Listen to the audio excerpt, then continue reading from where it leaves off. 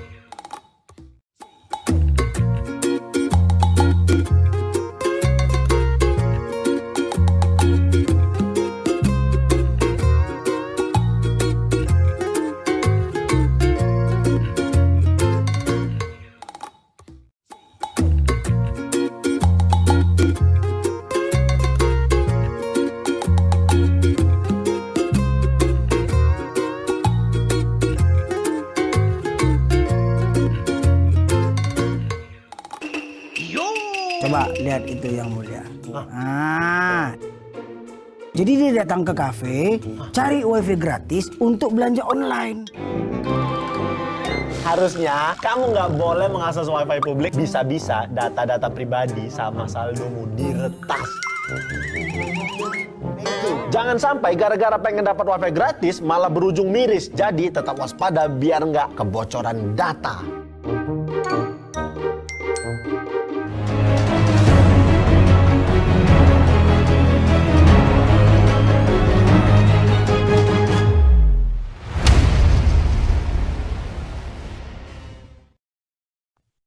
Assalamualaikum warahmatullahi wabarakatuh. Selamat siang sahabat Kata Data. Selamat datang di webinar literasi digital. Sebelumnya, perkenalkan saya Dorothea Ayu selaku moderator yang akan memandu acara ini hingga selesai nanti. Dan pada webinar kali ini kita akan mengangkat tema memulai karir di media sosial. Ini adalah tema yang menarik, yang sangat relevan pada masa-masa sekarang. Dan sebelum masuk ke sesi acara, perlu kami informasikan juga bahwa seluruh kru yang bertugas dalam acara hari ini sudah melaksanakan protokol kesehatan. Dan kami juga berharap teman-teman sekalian yang ikut bergabung dalam webinar kali ini juga senantiasa menjaga protokol kesehatan dimanapun kalian berada.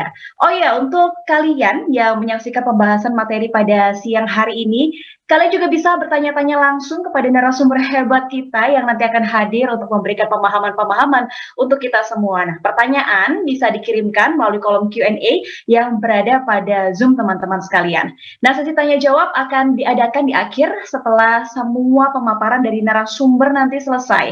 Jadi harap menyampaikan pertanyaannya ini dengan bahasa yang sopan, tidak mengandung sara dan juga unsur pornografi. Dan untuk kalian semua yang sudah berpartisipasi dalam bertanya, akan kami pilih pertanyaan menarik, dan bagi kalian yang beruntung akan mendapatkan hadiah dari Kata Data berupa voucher e-wallet.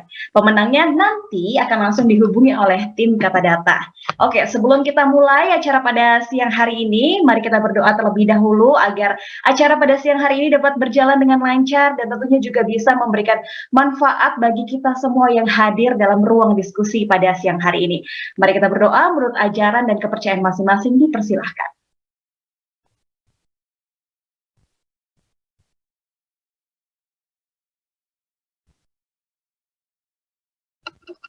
Amin, berdoa selesai. Baik, tema kita hari ini ada karena memang ada latar belakangnya di mana cita-cita menjadi seorang YouTuber ini bisa jadi menjadi sangat aneh sampai sekarang. Kenyataannya, sebuah survei ini menyatakan bahwa anak-anak ingin menjadi YouTuber ketika dewasa. Sebagai contoh, ini ada jawaban seorang anak yang bisa mewakili tren YouTuber ketika ditanya soal cita-cita mereka apa oleh Presiden Joko Widodo dalam peringatan Hari Anak Nasional tahun 2017 di Pekanbaru Riau. Sang anak dengan percaya dirinya menjawab, jadi YouTuber, Pak. Nah, jawaban ini sontak membuat presiden dan juga hadirin tertawa. Nah, YouTube sebagai platform media sosial memang sedang naik daun. Bukan hanya untuk penggunaan pribadi, tetapi ini juga mengembangkan bisnis. Bahkan sebagian besar sekarang ini menggunakannya sebagai ladang penghasilan atau karir. Tengok saja sejumlah YouTuber yang memang penghasilannya adalah dari membuat video. Banyak sekali contohnya, dan tidak hanya YouTube, platform lain di media sosial sebenarnya juga dapat menjadi sumber penghasilan seperti kita tahu ada Instagram, Facebook, TikTok sekarang, dan yang lainnya. Tak hanya sebagai bintang di media sosial, karir juga bisa dibangun dengan menjadi pengelola atau admin di media sosial.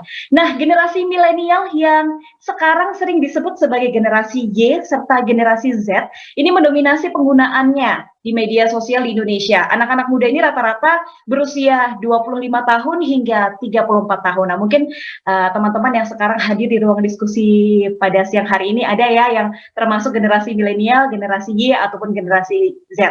Nah, dilihat dari frekuensi penggunaan per bulannya, urutan pertama aplikasi media sosial yang paling banyak digunakan di Indonesia ternyata ditempati oleh YouTube, disusul oleh WhatsApp, Instagram, Facebook, dan kemudian Twitter. Nah, cita-cita generasi muda untuk terjun dan berkarir di media sosial tentu saja perlu disambut baik. Nah, webinar bertajuk Memulai Karir di Media Sosial pada siang hari ini diharapkan dapat menggiring generasi muda untuk lebih produktif di era media sosial seperti saat ini. Baik, kita akan langsung memulai diskusi kita, tapi sebelumnya saya ingin memperkenalkan ketiga narasumber yang sudah hadir di ruang virtual pada hari ini. Wah, saya sudah bisa melihat dari sini ya, senyumnya begitu cerah. Saya senang sekali melihat narasumber-narasumber pada siang hari ini. Pembicara pertama kita hadir bersama dengan kita di ruang diskusi pada siang hari ini ada Bapak Joshua Simanjuntak. Beliau adalah staf ahli bidang inovasi dan kreativitas. Halo Pak Joshua. Selamat siang Pak. Apa kabar? Selamat siang, Mbak. Sehat, wow. Mbak. Semoga semua sehat ya. Wah, luar biasa sekali. Baik, nanti kita akan ngobrol dengan Pak Joshua, tapi saya akan menyapa terlebih dahulu narasumber kita yang selanjutnya ada Bapak Nicholas Wilson SEMM. Beliau merupakan dosen Prodi Manajemen Universitas Budha Mulia. Halo Pak, selamat siang. Halo, selamat siang Mbak Tia. Sehat Pak? Sehat, puji Tuhan sehat. Mbak, semoga Mbak Tia dan Bapak Ibu sekalian juga sehat selalu ya Mbak. Baik, kemudian yang terakhir kita juga kedatangan Bapak Wicaksono Dorokakung. Beliau adalah konsultan komunikasi dan media sosial independen. Halo Pak, selamat siang. Halo, selamat siang. Sehat dan semangat ya Pak. Mantap. Mantap. Ya semoga semuanya juga dalam keadaan mantap yang hadir di ruang diskusi pada siang hari ini. Tidak hanya narasumber kita yang bersemangat ya, tetapi kita juga bersemangat untuk bisa menerima informasi dan juga pemahaman-pemahaman yang baru dari narasumber kita. Hebat sekali narasumber kita, nggak sabar untuk kita ngobrol langsung dengan narasumber kita yang keren-keren ini. Langsung saja, yang pertama kita akan ngobrol dengan Bapak Joshua Simanjuntak terlebih dahulu. Nah, untuk narasumber yang lain bisa menunggu sambil menyimak tentunya ya. Nanti kemudian kita akan bertanya langsung kepada Pak Nicholas maupun Pak Wicaksono. Saya akan menuju ke Pak Joshua terlebih dahulu. Pak Joshua. Halo, selamat siang Mbak. Selamat siang Pak. Pak, sekarang kan memang media sosial menjadi tren yang sangat diminati oleh generasi milenial tadi disebutkan. Banyak orang yang tidak hanya menggunakan media sosial sebagai ajang untuk menghibur, entertain, tetapi juga ini menjadi salah satu ladang penghasilan, Pak, yang mungkin sekarang menjadi sesuatu yang sangat diminati. Nah, bagaimana kemudian, Pak, peran pemerintah untuk memfasilitasi masyarakat, khususnya ini generasi muda yang ingin berkarir di media sosial?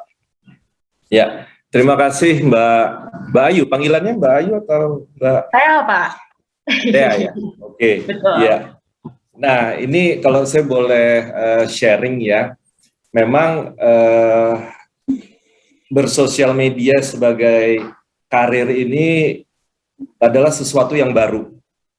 Sesuatu yang baru yang lahir dari hadirnya teknologi. Nah, ini kalau saya boleh melihat flashback sedikit saja, tidak terlalu jauh, adalah game. Ya. Di mana kalau dulu itu game itu tidak pernah dilihat sebagai sebuah karir. Game, anak-anak main game itu pasti orang tuanya mengatakan ini mau ngapain sih gitu kan, mau jadi apa. Nah sekarang 3 tahun terakhir bahkan ada sekarang adalah Piala Presiden e-sports ya, yang tidak hanya membantu game developer sendiri, industri game, tetapi juga kemakmuran atletnya. Jadi sekarang ada atlet e-sports, ya. Kalau kita lihat sport konvensional mungkin biasanya bertanding dengan secara fisik, jadi badan fisiknya bisa-bisa. Kalau e-sports sama sekali tidak ada hubungannya dengan fisik ya, tapi kekuatan atau fisik juga ya sebenarnya. Tapi anyway, itu akhirnya bisa disiapkan jalannya atau platformnya sehingga monetisasinya itu menjadi benar. Jadi kalau berkarir sebagai e-sports ya it does make sense ya. Dan kemudian apa yang dilakukan untuk bisa excellent sebagai seorang e-sports itu pun sudah ada ya, ada medianya ya. Nah mungkin ya, nah ini saya katakan mungkin, atau mungkin saya sekaligus juga bisa mendengarkan dari teman-teman narasumber di sini. Jadi kami dari pemerintah mungkin juga bisa mendengar masukan. Kalau dikatakan sebagai karir, artinya tujuannya adalah mendapatkan penghasilan toh, ya. Nah ini yang harus kita bisa, pemerintah mungkin hadir untuk menyiapkan platformnya apa, menyiapkan mungkin akses ke pasarnya, ya. Bahkan yang paling penting adalah yang menjadi bagian atau efek terbesarnya adalah dampak sosial atau beretika, memiliki etika bersosial media. Nah ini kan belum pernah dibahas, ya. Dan tidak ada memang sampai saat ini turunan dari misalnya Undang-Undang ITE yang secara spesifik mengatur bagaimana beretika atau etikanya di dalam bersosial media.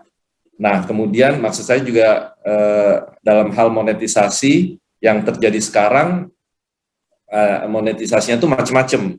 Ya, kalau dalam tanda kutip ya, correct me if I'm wrong ya, kata-kata sekarang ini kan banyak yang menjadi influencer di situ toh. Nah, influencer sendiri ya ada yang dikatakan sebagai penggoreng, ada satu isu digoreng ya gitu kira-kira ya. Nah, dari menggoreng itu kemudian dapatlah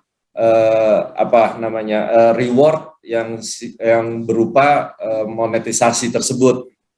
Nah, ini belum ada yang mengatur. Boleh nggak sih saya menggoreng saham gitu kayak waktu itu ya? Karena saya YouTuber, saya sebagai influencer, kemudian sektor financial ya dalam tanda kutip ikut-ikutan ya menggoreng atau mempom-pom gitu ya satu saham sehingga nilainya naik ya seperti itu. Nah, benar atau tidak ya ini belum ada aturannya gitu kan. Ya, reward and punishment-nya pun juga tidak ada, platform yang sebenarnya juga tidak ada. Nah, ini mungkin di sini nanti peran pemerintah menjadi penting ya, bukan untuk lebih tepatnya sih bukan untuk membuat semakin sulit ya, tapi justru semakin terarah, termonetisasi dengan baik. Jadi kalaupun nanti jadi YouTuber itu bisa benar-benar bermanfaat. Nah, seperti begini, di pariwisata. Jujur di pariwisata sangat butuh sih sebenarnya didukung oleh para content maker dan YouTuber yang memang bahkan memiliki audiens yang sangat besar sekali di luar. Ya, mereka bisa membantu mempromosikan pariwisata. Nah, dengan dipromosikan pariwisata, nanti kalau travel sudah kembali terbuka, ya, dengan influence yang sangat luar biasa dari para influencer, ya kita berharap pariwisata kita bisa terpromosikan dengan baik dan tumbuhlah pariwisata kita. Itu hal yang mudah. Nah, kita bisa membuat platformnya agar itu menjadi sebuah pasar. Bisa saja nanti saya mau jadi YouTuber khusus untuk pariwisata, saya mau travel ke daerah-daerah, kemudian saya mau mereview ya, saya mau spesialis content maker di pariwisata. Ya bisa saja gitu. Dan pemerintah memang punya kebutuhan sebagai contoh. Mungkin itu sebagai pembuka, Mbak Tea. Di sini juga saya tidak hanya men-sharing, tapi juga ingin mendengar sih masukan dari teman-teman narasumber lainnya. Terima kasih. Baik. Pak, tadi menarik ketika Bapak menyampaikan bahwa ini yang menjadi satu hal yang penting untuk berkarir di media sosial adalah ada platform atau wadah sehingga nantinya keahlian ini bisa ada wadahnya begitu ya. Nah, sejauh ini bagaimana pemerintah kemudian membuat wadah-wadah itu? Apakah sudah ada atau sedang dalam progres, Pak? Nah, itu seperti tadi saya sampaikan, ini hal yang sangat baru sekali, ya, sangat baru sekali. Jadi wadahnya belum ada, ya. Yang jelas kalau di Kementerian Pariwisata dan Ekonomi Kreatif belum ada nih wadahnya, ya. Dan kalaupun nanti ada wadahnya, kami juga butuh masukan apa-apa saja yang akan perlu kita bangun dalam wadah tersebut. Seperti tadi saya sampaikan, mungkin kita nanti akan membuat wadah yang kita sepakat bagaimana etika bersosial media, ya, dan seterusnya, sehingga konten-konten bermutu, konten-konten sehat itu bisa banyak bermunculan dan menjadi opsi berkarir. Ya. Baik, tadi Bapak menyampaikan memang undang-undang ini belum ada dan etika bersosial media ini menjadi satu hal dan isu yang sangat penting sekarang karena tadi sempat Bapak singgung bahwa monetisasi ini menjadi satu hal yang tujuan seseorang untuk menggunakan media sosial saat-saat ini dan banyak hal yang dilakukan, segala cara dilakukan supaya bisa meraup keuntungan. Kalau dari pemerintah sendiri, kira-kira Pak sejauh ini sebelum undang-undang itu dibuat, ada nggak sih Pak cara agar supaya nantinya tuh tidak terjadi hal-hal yang demikian lagi begitu, menghalalkan segala cara agar bisa monetisasi gitu. Ya, seperti tadi saya sampaikan, mungkin kita bisa membangun sebuah platform di mana platform tersebut ya nanti bisa jelaslah monetisasinya artinya. Nah, ini kita perlu pelajari juga ya impact yang terjadi dari monetisasi tersebut ya. Contohnya tadi balik lagi ke gamer ya, gamer. Ternyata itu terbentuklah satu ekosistem yang akhirnya para gamer tersebut dapat termonetisasi dalam event-event turnamen ternyata. Nah, dengan adanya event turnamen yang legal, yang jelas, ya, seseorang dapat memfokuskan karir mereka menjadi atlet profesional. Nah, mungkin hal yang sama nanti bisa disiapkan satu wadah, ya saat ini memang belum ada. Sekali lagi kami juga ingin mendengar masukan dari Pak Wicaksono, Pak Nikolas nanti, ya wadah apakah nanti perlu ada wadah, ya, yang nanti bisa menyambungkan kepada kepentingan yang memang positif seperti tadi. Oh, ada pariwisata perlu, ya. Bisa jadi juga sebenarnya juga investor BKPM lah misalnya ya, untuk mempromosikan investasi di Indonesia, mungkin bisa saja ya dengan menggunakan seseorang yang membangun image dan karirnya itu sebagai influencer misalnya di bidang financial gitu ya, seperti itu. Mungkin saja terjadi ya. Dan seterusnya, nanti bisa mempromosikan mengenai industri Indonesia dan berbagai macam ya, sehingga nanti akan ada influencer-influencer yang memang fokus nanti menceritakan atau mempromosikan dengan tujuan tadi ya membantu pengembangan Indonesia ke depannya, ya, seperti itu. Baik, artinya hingga saat ini pun pemerintah masih terus mempelajari dan membahasnya ya Pak, agar nanti menemukan formula yang tepat sehingga untuk generasi muda yang ingin menggunakan media sosial secara serius ini bisa difasilitasi oleh pemerintah, begitu ya Pak Joshua ya? Ya Mbak, soalnya yang terakhir ini saya agak bingung juga ini, sekarang udara di Las Vegas sudah bisa dijual. Oh iya betul. Jadi hal-hal seperti ini tuh terus terjadi, kan masih dynamic sekali ini, masih di early stage kalau saya lihat ya. Jadi anything can happen. Ya, ini cukup kaget saya ya. Jadi ada apapun itu tujuannya ya. Maksudnya apakah itu nanti menjadi charity atau apa, tetapi the power of influencer ini luar biasa, sampai udara saja bisa bernilai gitu loh ya. Baik, menarik untuk kita bahas Pak, karena memang nanti kalau udara di Borobudur bisa dijual gitu keluar. Nah mungkin Pak, barangkali udara di Jakarta, udara di Malang mungkin Pak yang sejuk, bisa juga mungkin Pak barangkali nanti dengan bantuan influencer untuk dijual juga seperti dari Las Vegas ya Pak. Ya hal seperti itulah mungkin pariwisata Indonesia nanti dengan satu ya itulah ya networking mereka influencer ini bisa mendorong nanti apa namanya image Indonesia gitu di luar ya. Oke, artinya udara aja bisa kok gitu ya. Artinya Masa salah nggak satu bisa? fasilitas dari pemerintah adalah memberikan ruang bagi para influencer juga untuk nantinya bisa berkarya dengan ikut juga membantu mempromosikan Indonesia pada akhirnya ya Pak. Salah satu yang diupayakan. Itu Mbak tadi barusan itu kata-katanya bagus sekali, berkarya. Jadi sebuah konten itu bisa jadi sebuah karya. Ya, sebuah karya yang memang memberikan impact yang positif. Sebuah kekayaan intelektual bahkan. Ya, karena kami ini di pemerintah ini kan ada di Kementerian Pariwisata dan Ekonomi Kreatif kan ekonomi kreatif itu adalah nilai tambah yang berbasis kekayaan intelektual. Ya, termasuk juga sebenarnya konten itu adalah nilai tambah. Ya kalau namanya konten yang bercerita kemudian jadi monetisasi yang baik berarti ada nilai tambah dan itu milik menjadi kekayaan intelektual dari pencipta konten tersebut. Jadi konten itu bisa merupakan karya. Nah, how do we do this? How do we put this konten dari influencer ini menjadi suatu yang sifatnya memang sebuah karya, sebuah karya cipta, kekayaan intelektual seperti itu. Baik, Pak, bicara tentang kebutuhan saat ini di instansi atau perusahaan terkait dengan pelaku media sosial secara profesional, ini bagaimana sih Pak? Apakah kemudian ini memang menjadi satu hal yang sangat dibutuhkan, mengingat memang sekarang media sosialnya digunakan sebagai salah satu strategi untuk brand awareness, publikasi, promosi. Nah itu bagaimana Pak terkait kebutuhannya? Apakah ini sudah punya porsinya sendiri? Mungkin ada jenjang karirnya tersendiri di instansi atau perusahaan? Nah, ini sebenarnya sudah ada dari zaman dulu sih sebenarnya sudah ada ya. Ya contohnya dulu Gadis Sunsilk ya zaman dulu ya ada ya. Mungkin ada yang tahu itu era 90-an itu ada Gadis Sunsilk ya contohnya. Itu kan sama saja mereka mempromosikan satu brand itu ya.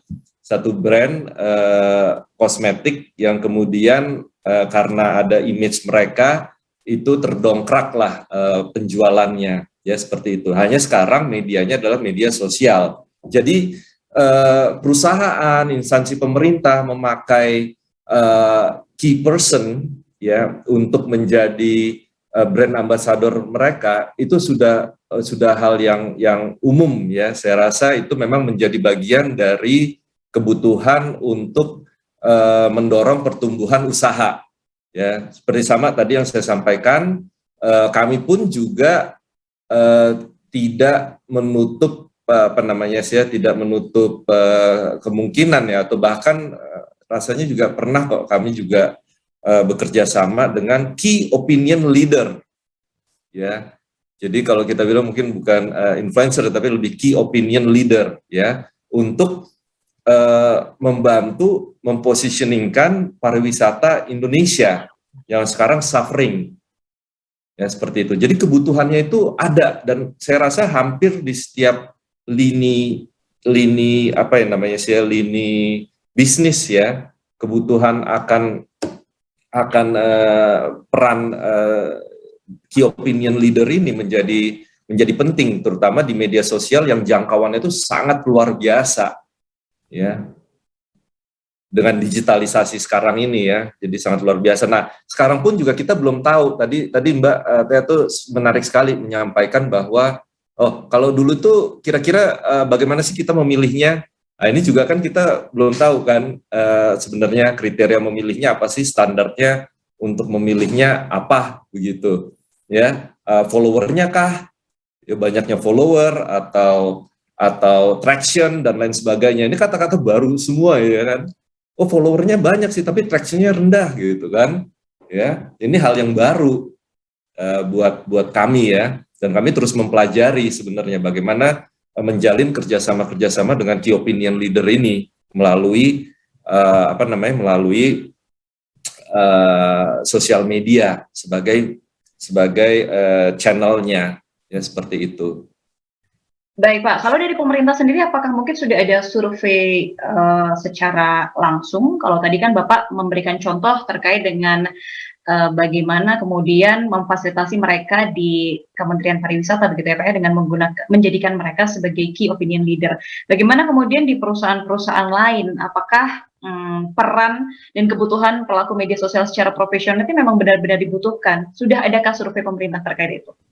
Nah, kalau itu dari kami belum ada sih surveinya, tapi mungkin ini bisa jadi masukan nih, salah satu masukan yang bisa kami catat untuk ditindaklanjuti, ya, membuat sebuah survei. Mungkin dari situ akan ada findings yang nanti bisa menjadi basis bagaimana untuk mendukung aspirasi ya dari Gen Z dan Gen Y ya untuk mereka melihat content maker ini ya sebagai future career gitu ya, karir di masa depan.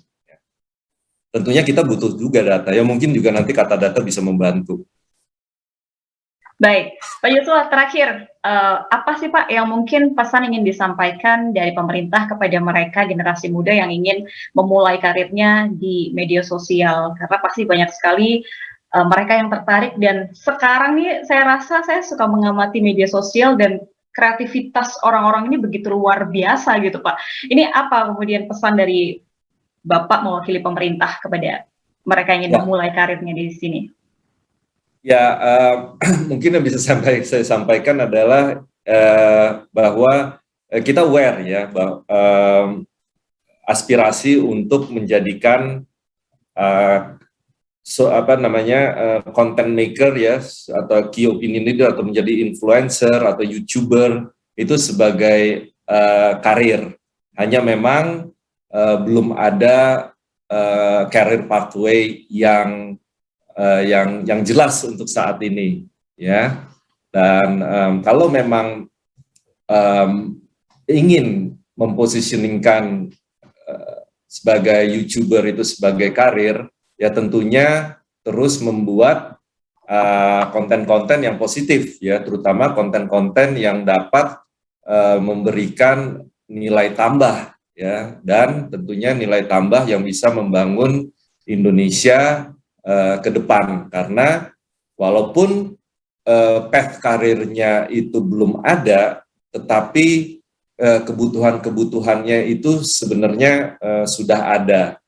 Jadi nanti ke depannya saya rasa positiveness ya dari konten-konten yang dikeluarkan ya, yang dihasilkan ya, karya-karya konten yang dihasilkan itu nanti yang akan menjadi benchmark bagi teman-teman generasi muda yang ingin membangun karir sebagai YouTuber, sebagai content maker ke depan. Nah, ini menarik. Ya.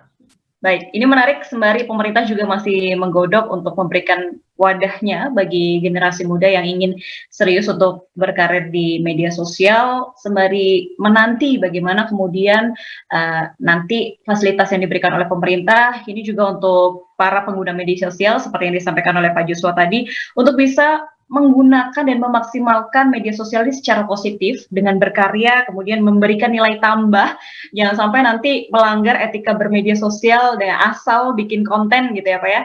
Tetapi harus membuat konten-konten yang bermanfaat, konten-konten yang bernilai positif, terutama juga nantinya adalah berdampak bagi Indonesia. Betul begitu Pak Joshua?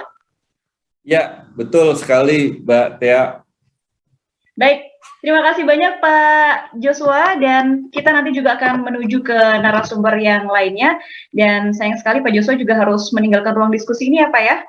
Ya, tepat sekali, 1 menit lagi saya harus ke meeting berikutnya. Baik, Sekali lagi, terima kasih banyak Mbak Tia untuk diberi kesempatan sharing di dalam Kata Data Literasi Digital Talks. Ya, semoga ini bisa memberikan banyak dampak positif ke adik-adik kita atau anak-anak kita ya yang mempunyai aspirasi sebagai YouTubers ke depan. Baik, sebelum Pak Joshua pamit, 1 menit lagi kita menggunakan waktu yang berharga ini untuk berfoto terlebih dahulu ya Pak ya, dengan para narasumber yang lain. supaya kita ada kenang-kenangan untuk berfoto. Nanti akan teman-teman dari tim Kata Data akan meng-capture Zoom kita pada siang hari ini. Saya hitung ya. 3, 2, 1. Sekali lagi ya Pak. 3, 2, 1. Baik, terima kasih banyak Pak Joshua. Kami nantikan bagaimana peran pemerintah kemudian untuk memaksimalkan generasi muda yang ingin berkarir serius di sosial media ya Pak. Ya Mbak. Baik, terima kasih banyak Pak. Ya, mohon izin untuk live. Terima kasih Pak Nicholas dan Pak Wicaksono. Mohon izin. Baik, nanti untuk pertanyaan yang akan disampaikan kepada Pak Joshua nanti akan dihimpun oleh tim Kata Data dan nanti mungkin bisa dibantu untuk disampaikan sehingga nanti bisa mendapatkan jawabannya begitu ya. Nah, kami mengingatkan kembali untuk teman-teman yang mengikuti acara hari ini bisa memberikan pertanyaan kepada para narasumber melalui kolom Q&A. Pertanyaan terpilih akan kami bacakan nanti setelah diskusi dengan semua pembicara selesai. Dan bagi penanya yang beruntung akan mendapatkan hadiah voucher e-wallet dan akan dihubungi langsung oleh tim Kata Data. Kita lanjutkan diskusi kita pada siang hari ini. Kita akan ngobrol lagi dengan narasumber kita yang luar biasa. Kita akan memberikan dan juga mendapatkan pemahaman-pemahaman yang baru. Berikutnya, kita akan langsung ngobrol dengan Bapak Nicholas Wilson. Pak Nicholas. Iya, selamat siang Mbak Tia.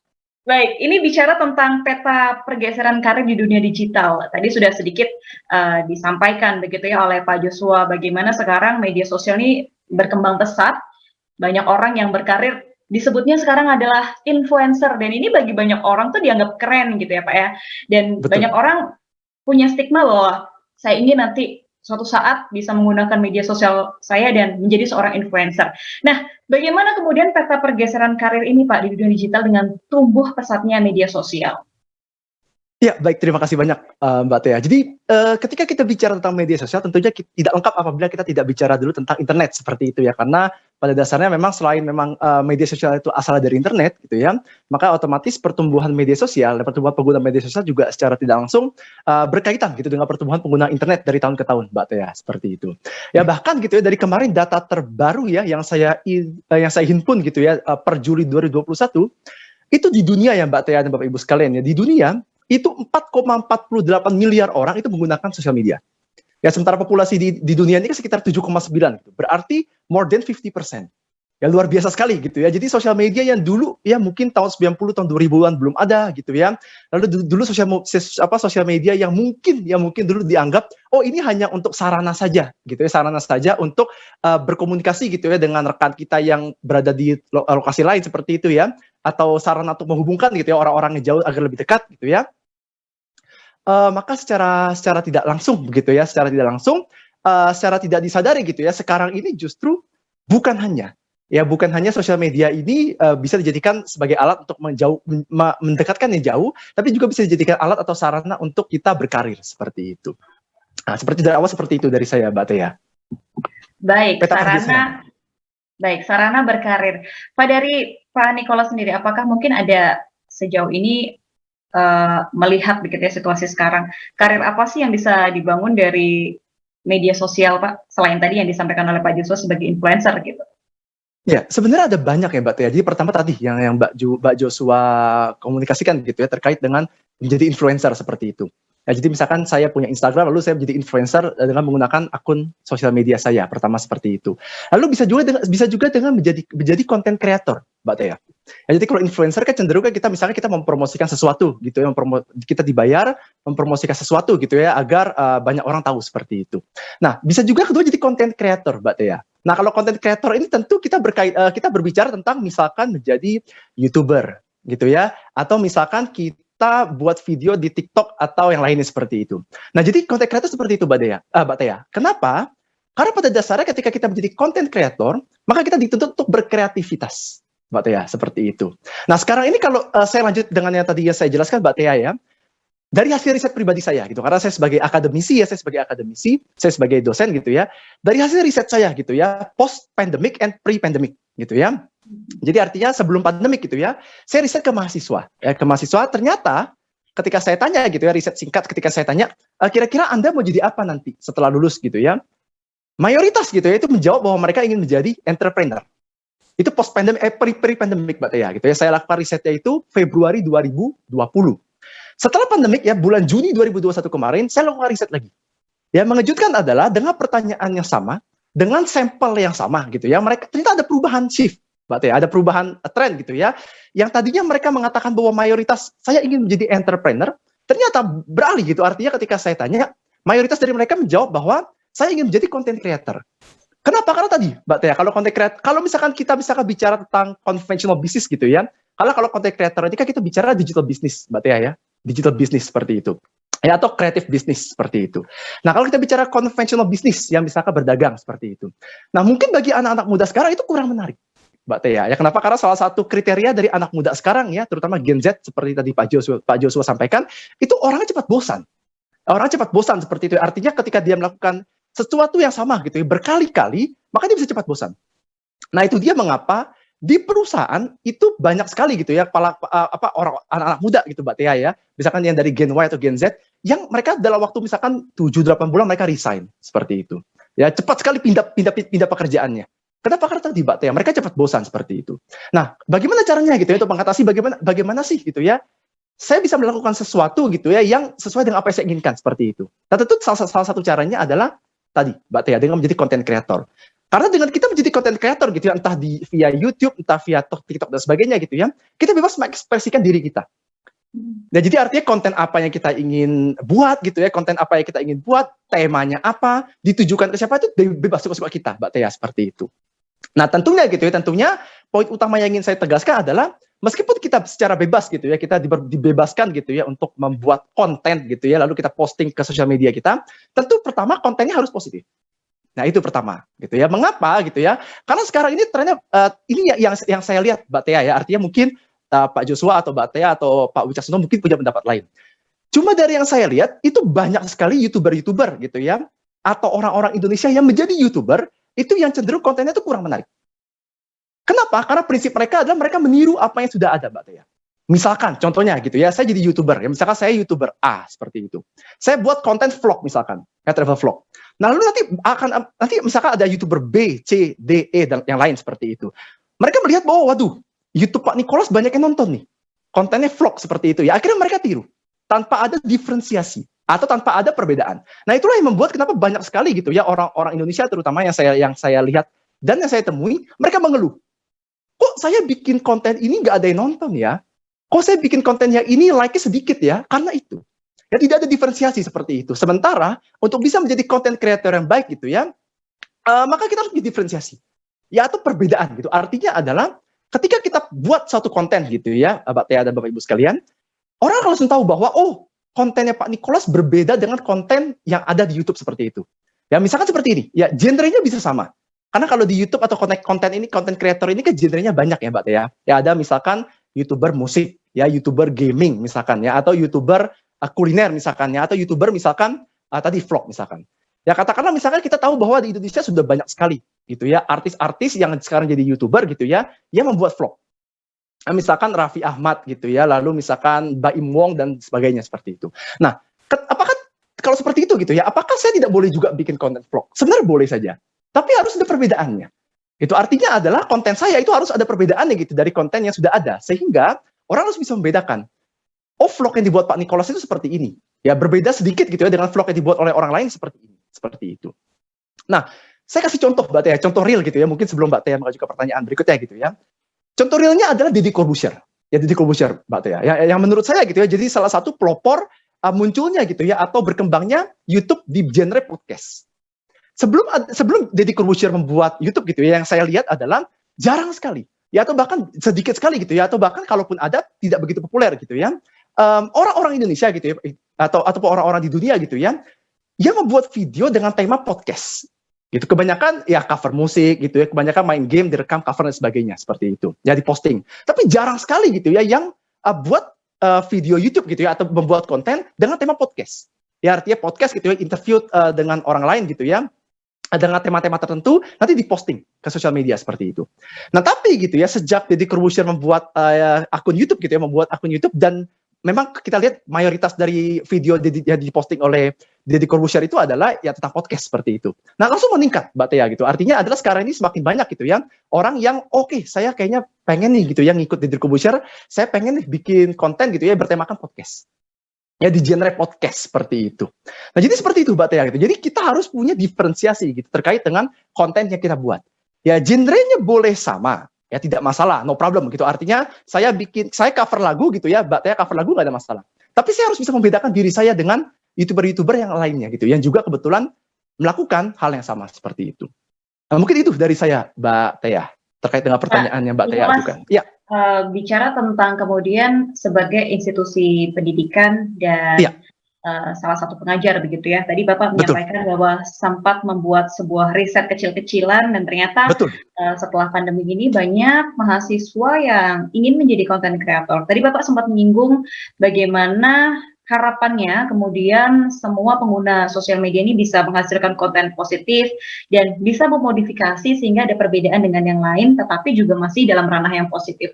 Sebagai institusi pendidikan dan juga sebagai pengajar Pak, apakah kemudian yang dilakukan agar para mahasiswa yang nantinya mungkin akan terjun secara serius berkarir di media sosial untuk memberikan bekal nih agar nantinya etika media sosial itu ada, kemudian ketika berkarir di media sosial itu juga bisa menghasilkan konten-konten yang tadi Bapak sebut positif, begitu. Oke, baik, terima kasih banyak Mbak Tia.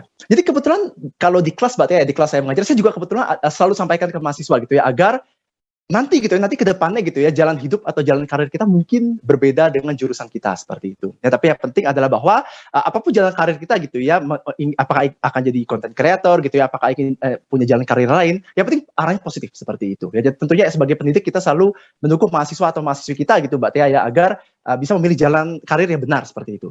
Nah, tapi karena dari hasil riset saya gitu ya, banyak sekali mahasiswa-mahasiswi yang sekarang ini bercita-cita menjadi YouTuber atau content creator seperti itu Mbak Tia ya. Tentu ada beberapa pesan ya, atau beberapa hal yang ingin saya sampaikan.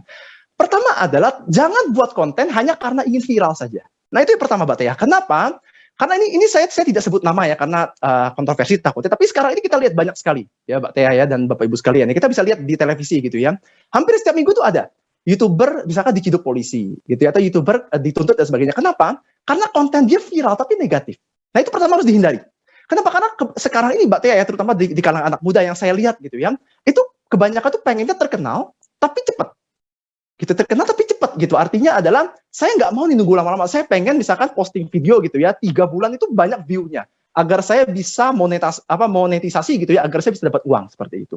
Nah kebanyakan gitu ya mengambil jalan pintas gitu ya, dengan cara tadi teman-teman sekalian, dengan cara tadi gitu, artinya adalah kita buat konten gitu ya, jangan hanya karena kepingin viral saja, seperti itu pertama Mbak Tia. Kenapa?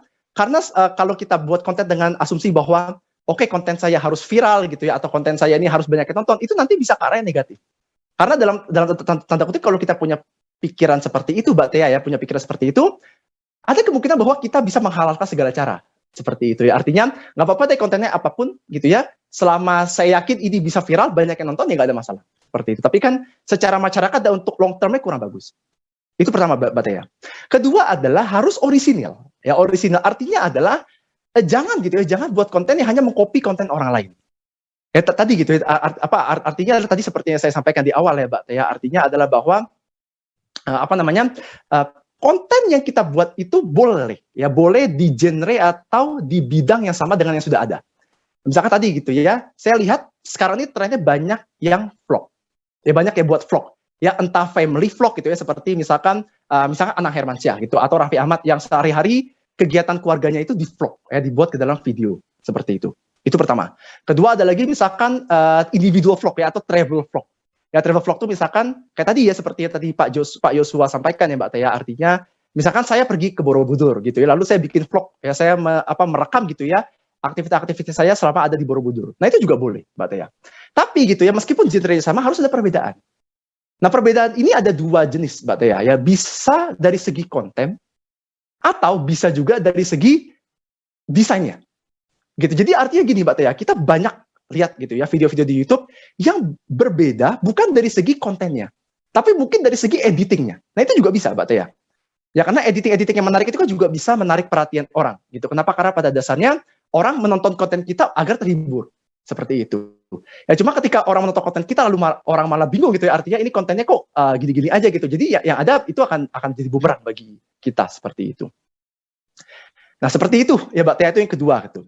Yang ketiga harus relevan ya. Jadi ada dua lagi Mbak Tia ya. Ketiga harus relevan. Relevan yang saya maksud di sini adalah konten kita harus pastikan konten kita tuh disukai oleh masyarakat. Ya, jadi jangan sampai kita buat konten gitu ya, yang menurut kita oke, kontennya bagus gitu, kontennya good gitu. Tapi ternyata di masyarakat itu kurang diminati gitu, atau kurang diterima dengan baik seperti itu. Gitu ya. Contohnya gini Mbak Tia, kemarin itu viral. Saya ada buka YouTube gitu ya. Jadi ada orang Malaysia gitu ya, dia bikin konten yang kontroversi sekali. Ya kontroversi sekali. Kontroversinya apa? Di Malaysia dia bikin vlog. Ya, dia bikin vlog gitu ya. Lalu dia tanya ke orang Malaysia gitu ya. Kira-kira kalau saya suruh gitu ya, bakar bendera Indonesia misalkan ya. Itu orang Malaysia yang ngomong seperti itu. Mau atau tidak? Nah, konten itu memang banyak sekali yang meraup banyak sekali viewers, yang meraup banyak sekali penonton. Tapi kontroversi negatif, dipersepsikan negatif karena itu kan sudah menyinggung bangsa gitu ya, menyinggung suatu negara seperti itu. Nah, itu tidak bagus. Jadi harus relevan. Artinya pastikan konten kita bukan hanya kita berpikir bagus, tapi juga masyarakat harus kita juga harus berpikir bahwa oke, konten kita ini diterima dengan baik oleh masyarakat seperti itu. Nah, yang terakhir adalah konsisten, Mbak Tia. Konsisten dalam artian misalkan gitu ya, misalkan dari segi penguploadan gitu. Misalkan saya sudah punya schedule gitu misalkan. Saya bikin konten, saya upload misalkan 2 bulan sekali misalkan. Nah, schedule itu harus diikuti, Mbak Tia gitu. Kenapa? Karena jangan sampai kita tidak konsisten. Gitu. Kenapa? Karena banyak sekali gitu ya YouTuber dalam tanda kutip tenggelam karena tadi ya dia upload misalkan 2-3 video lalu dia nggak upload lagi. Nanti mungkin tahun depan baru dia upload lagi dan sebagainya seperti itu. Nah mungkin itu Mbak Tia ya beberapa pesan ya ingin mungkin saya sampaikan kepada teman-teman ya yang mungkin bercita-cita menjadi tadi ya content creator, YouTuber atau influencer seperti itu di bidang sosial media. Baik, itu tadi Seperti yang itu, harus diingat selalu untuk kita yang ingin terjun di media sosial, sekalipun mungkin tidak serius berkarir di sana, tetapi kalau bisa memaksimalkan media sosial, lebih baik menggunakan media sosial untuk memproduksi, berkarya dengan konten-konten yang positif, kemudian juga konten-konten yang original, yang relevan dan juga konsisten untuk melakukannya. Nah, Pak, bicara tentang peluang karir nih, untuk peluang karir di media sosial ke depannya itu seperti apa sih Pak Nicholas? Kalau yang saya lihat dari trennya ya Mbak Tia, dari trennya itu sangat terbuka sekali Mbak Tia. Ya sangat terbuka sekali, terutama tadi ya untuk kalangan Gen Z atau Gen Y tadi. Ya seperti yang saya dan Pak Joshua sampaikan. Kenapa? Karena tadi Mbak Tia, pertama tentu ya dari segi pengguna, tentu kita tidak perlu lakukan lagi. Ya, media sosial ini digunakan banyak orang itu, artinya dari tahun ke tahun itu trennya selalu meningkat. Gitu. Artinya adalah semakin banyak gitu ya dari tahun ke tahun orang-orang yang mendownload dan menggunakan sosial media sebagai pengguna seperti itu. Nah tentu dari segi peluang ya atau dari segi opportunity tentu terbuka lebar sekali Mbak Tia. Tapi tentunya harus diingat adalah tadi Mbak Tia, kita harus punya originalitas, kita harus punya perbedaan. Kenapa? Karena dari data yang saya peroleh Mbak Tia ya, di YouTube itu setiap menit itu ribuan video diupload. Setiap menit ya ribuan video yang diupload ke YouTube seperti itu ya seluruh dunia setiap menit seperti itu ya. Tapi gitu ya, tapi buktinya adalah yang terkenal atau yang dikenal atau yang dinotis oleh orang atau masyarakat hanya sedikit. Kenapa? Karena tadi Mbak Tia ya mungkin kontennya ya hanya copy konten orang saja gitu ya, atau misalkan hanya upload YouTube-nya hanya bikin video atau bikin konten yang ngasal saja yang hanya sekedar upload, itu banyak seperti itu Mbak Tia. Ya artinya saya kebetulan pernah Mbak Tia ya pernah diskusi gitu ya dengan mahasiswa gitu ya, tahun lalu gitu. Jadi mahasiswa ini kebetulan dia ada posting gitu ya, posting banyak konten di YouTube gitu ya. Dia sharing ke saya ya, dia bilang bahwa Pak Nicholas saya bingung Pak. Kenapa? Saya bilang ya, dia jawab bahwa iya, saya sudah bikin video Pak gitu. Jadi setiap minggu itu dia bikin video Mbak Tia gitu ya. Jadi misalkan cover musik gitu ya, lalu dia lagi olahraga direkam, upload dan sebagainya seperti itu. Tapi kok viewernya sedikit ya Pak? Tapi kok subscriber sedikit ya Pak? Ternyata ketika kita lihat videonya gitu Mbak Tia ya, itu bisa saya katakan videonya itu hanya sekedar ngasal rekam saja. Ya, kontennya hanya sekedar asal buat saja. Ya tidak ada editing gitu ya, tidak ada apa-apa. Jadi hanya sekedar dia melakukan aktivitas, taruh kamera, rekam. Jadi kualitasnya pun juga jelek seperti itu. Nah, kalau seperti itu kan viewers juga jadi tidak tertarik gitu untuk menyaksikan konten kita seperti itu. Baik, peluang karirnya sangat besar, tetapi juga tergantung bagaimana kita menyikapinya. Apakah kemudian kita akan bisa membuat konten-konten yang bervariasi atau tidak itu kembali kepada kita, yang pasti sudah ada wadahnya begitu banyak, begitu ya Pak Nikolas ya. Kita akan Betul menuju ke sekali Mbak Tia. narasumber yang lain, tetapi saya mengingatkan kembali kepada teman-teman yang sudah hadir dalam ruang virtual pada hari ini. Kalau teman-teman sekalian ingin memberikan pertanyaan kepada narasumber, bisa langsung melalui kolom Q&A, dan pertanyaan terpilih nanti akan kami bacakan setelah kita selesai untuk berbincang dengan narasumber. Dan bagi penanya yang beruntung ini akan mendapatkan hadiah voucher e-wallet dan nanti akan langsung dihubungi oleh tim Kata Data. Jadi dari sekarang boleh disampaikan untuk pertanyaan-pertanyaannya melalui kolom Q&A, dan saya akan lanjut berbincang dengan Bapak Wicaksono Dorokakung. Pak Wicaksono, banyak sudah kita membahas sejauh ini terkait dengan bagaimana peran media sosial terhadap karir dan banyaknya generasi muda yang sekarang tertarik dengan media sosial. Sekarang pertanyaannya Pak, bagaimana cara memulai berkarir di media sosial? Nah, ini mungkin ada yang hadir pada saat ini partisipan yang bingung gitu, saya tertarik sebenarnya, tetapi saya nggak ngerti gimana cara mulainya, follower aja nggak naik-naik gitu Pak. Gimana Pak Caksono? Oke, terima kasih untuk pertanyaan yang sangat bagus ya. Memang seringkali yang namanya karir di media sosial itu sangat menggoda. Dan semua orang ingin begitu ya menjadi seseorang atau satu tokoh di media sosial atau punya karir lah gitu atau profesi ya. Karena melihat nama-nama besar dengan penghasilan yang juga luar biasa besar, sudah warawiri di depan handphone kita setiap hari melalui platform YouTube, Instagram, TikTok, dan platform-platform lainnya. Tapi begitu satu langkah akan dimulai, oke, bagaimana caranya saya akan menjadi the next Deddy Corbuzier, the next Atta Halilintar, and the next siapa lagi lah begitu ya, bingung begitu memulainya, bagaimana memulainya, dan itu menjadi PR yang besar karena tidak banyak orang yang bahkan saya kira banyak sekali orang yang tidak menyangka yang namanya Deddy Corbuzier atau Halilintar dulu juga bukan siapa-siapa gitu. Mereka pasti dimulai dari followers yang sedikit sampai kemudian menjadi besar. Nah, bagaimana kemudian kita menjawab pertanyaan apa langkah yang harus dilakukan atau bagaimana memulai langkah untuk menjadi seperti mereka.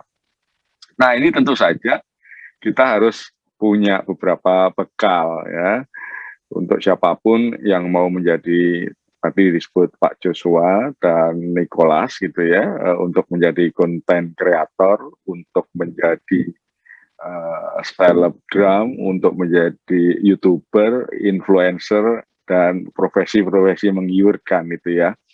Pertanyaan pertamanya adalah kita atau kamu ingin menjadi konten kreator apa gitu ya? Apakah mau menjadi vlogger keluarga? Apakah mau menjadi siniarwan atau juru siniar atau podcaster bahasa Inggrisnya? Atau menjadi pengulas karya seni? Atau mau menjadi pengulas film? Atau menjadi penjual saja di media sosial gitu ya? Nah, terserah mau jadi apapun. Yang penting ya, kamu harus memilih apa sebetulnya yang kamu sukai, apa sih minat, ya, hobi dari kita masing-masing. Kenali dulu.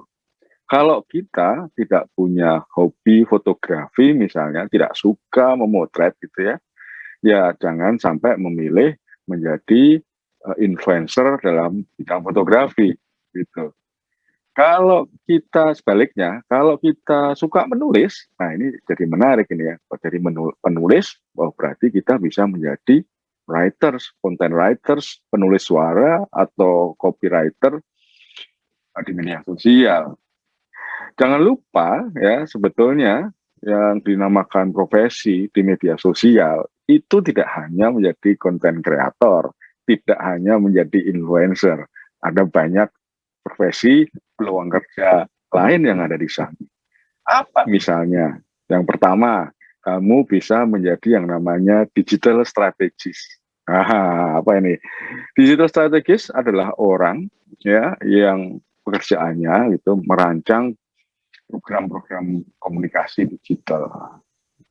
Itu gunanya apa sih? Ya gunanya kalau misalnya ada satu perusahaan, produk atau jasa ya, mau menjual dan memasarkannya, dia membutuhkan orang yang akan mengatur bagaimana bentuk kontennya, ya, bagaimana konten itu akan dibuat kemasannya, apakah dia bentuknya video, foto, infografik, dan sebagainya. Kemudian konten itu akan disebarkan di mana? Di YouTube, di TikTok, di Instagram, atau di mana? Ya kan? Terus sasarannya siapa ini targetnya? Apakah generasi Y, generasi X, milenial, baby boomers, orang-orang tua, kolonial seperti saya, dan seterusnya. Nah, itu dibutuhkan orang-orang yang memahami strategi memasarkan produk seperti itu. Jadi dibutuhkan yang namanya digital strategis. Selain digital strategis, apalagi yang bisa kita jadikan peluang kerja? Ada yang namanya manajer komunitas atau pengelola komunitas. Ya, ini teman-teman juga belum tahu juga dunia industri digital itu ada yang namanya pengelola komunitas. Gunanya apa sih? Nah, ini gunanya lagi-lagi hubungannya dengan industri. Jadi kalau teman-teman punya industri atau UKM atau usaha apapun gitu ya, sudah punya produk, sudah sudah dipasarkan gitu ya. Teman-teman harus punya yang namanya loyal client atau loyal customer.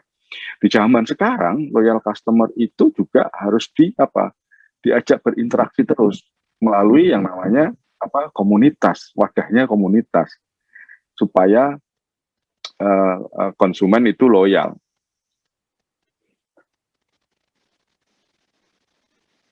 Nah, membuat komunitas itu satu hal, tapi menjaga supaya komunitas itu terus hidup gitu, ya, supaya ada kegiatan terus dan ada interaksi antara anggota komunitas dengan usaha, itu dibutuhkan yang namanya manajer komunitas.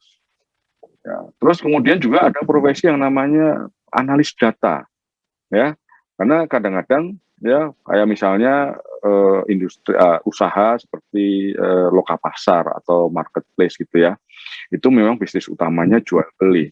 Tapi bagaimana dia mengetahui barang apa yang laku, barang apa yang kurang laku, konsumen-konsumen di daerah mana sih yang suka produk A dan seterusnya, itu kan diketahui dari data. Nah, orang yang bertugas menganalisis, mengolah, mengumpulkan data agar kemudian ditemukan cara promosi yang tepat, itu adalah peran seorang data analis di media sosial. Dan seterusnya banyak lagi, ada banyak profesi. Gitu. Nah, tapi semuanya dimulai dari teman-teman punya minat apa, punya hobi apa, gitu ya, kesukaan apa. Ya, kalau teman-teman tidak punya hobi, tidak punya minat, bahkan tidak punya keterampilan, akan susah untuk mengembangkan apapun, apalagi punya karir dan pekerjaan di media sosial. Semuanya harus dari diri kita sendiri. Baru setelah itu kalau kita suka sesuatu, kita kemudian menunjukkan kebiasaan kita itu di semua platform media sosial. Nah, itu dibutuhkan keterampilan. Ya. Nah, langkah pertama adalah setelah punya minat, teman-teman harus punya account media sosial, gitu ya. Untuk menjadi selebgram kan harus punya account Instagram. Mau jadi YouTuber ya punya YouTuber. Jadi harus punya account.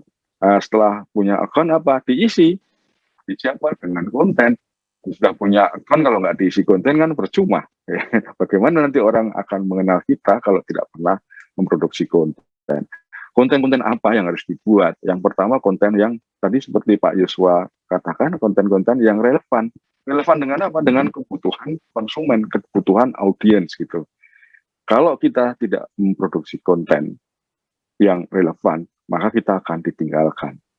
Ya, ini ingat pelajaran pertama membuat konten adalah buatlah konten yang dibutuhkan, bukan mau-maunya kita. Gitu. Yang kedua, konten itu sebaiknya informatif dan edukatif, yang membuat orang jadi tahu, gitu ya. Jadi bisa belajar sesuatu, dan sesuatu itu pasti konten yang sangat positif.